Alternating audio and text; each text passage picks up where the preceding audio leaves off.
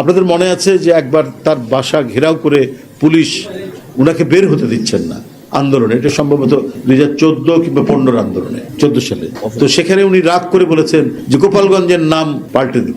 তো আমরা তখন অ্যারেস্ট হয়ে গেছি, জেলখানায় আছি। তো এই কথা যখন উনি বলেছেন, তো আমরা খুব খুশি যে ঠিক বলেছেন ম্যাডাম, বলেছেন। কিন্তু আমরা যখন জেল থেকে বেরিয়ে এসে ওনার সাথে আমাদের দেখা হলো, তো ওনাকে আমরা খুব বলছি যে ম্যাডাম এই যে একটা শক্ত কথা আপনি বলেছেন ওই পুলিশ অফিসার থেকে, আমরা এত খুশি হয়েছি ম্যাডাম। তো উনি একটু চুপ করে বললেন, কিছু নীরব থেকে বলছে যে আমি বলেছি এটা ঠিক আছে, কিন্তু এটা আমার বলা ঠিক হয়নি। কেন ম্যাডাম? ঠিকই তো করেছেন। যত ঢাকা শহরে যত পুলিশ অফিসার শেখ হাসিনা নিয়ে এসছে, অধিকাংশের বাড়ি গোপালগঞ্জ, এরাই নিষ্ঠুরতা করছে, এরাই এই ছাত্র জনতার উপর নিষ্পেষণ করছে, অত্যাচার করছে, রিমান্ডের নামে মানে নির্বিচারে তারা অকথ্য নির্যাতন করছে।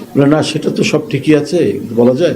দেখো, গোপালগঞ্জ তো বাংলাদেশেরই একটা জেলার না। আমি একটা জাতীয় রাজনীতি করি, জাতীয় নেতা বলে তোমরা বলো, তো এইটা এইভাবে বলাটা আমার ঠিক হয়। এটা নিয়ে ভাবলাম পরে যে বাহ, কত গভীর ভাবে তুমি এটা দেখেছেন এবং বুঝেছেন এবং উপলব্ধি করেছেন, যে এটা আমাদের মাথার মধ্যেও আসেনি। কারণ উনার কাছে যেমন রংপুর, উনার কাছে যেমন ফেনী, উনার কাছে যেমন বগুড়া, উনার কাছে যেমন সাতক্ষীরা, উনার কাছে যেমন চট্টগ্রাম, উনার কাছে তো গোপালগঞ্জও একটা জেলা। উনি যখন প্রধানমন্ত্রী, তো গোপালগঞ্জেরও তো উনি প্রধানমন্ত্রী। উনি যেমন ভুরুঙ্গামারির প্রধানমন্ত্রী, উনি তেমনি কাশিয়ানীর তো প্রধানমন্ত্রী। আর এটারই মানে উনি এই যে অঞ্চলটি, এই যে সমগ্র বাংলাদেশের মধ্যে যত জনপদ আছে, সেই জনপদেরই তো উনি প্রধানমন্ত্রী। তো উনি যদি কোনো একটি জনপদকে একটু হেয় করেন, তো এটা তো উনি জাতীয় নেতা হিসাবে তো ঠিক হয় না। দেখেন কত বিবেচনাবোধ উপলব্ধি। উনি বলছেন যে এটা বলা আমার ঠিক হয়। এই যে নেতৃত্বের প্রতি একটা প্রগাঢ় ভালোবাসা, শ্রদ্ধা এমনি আসে না।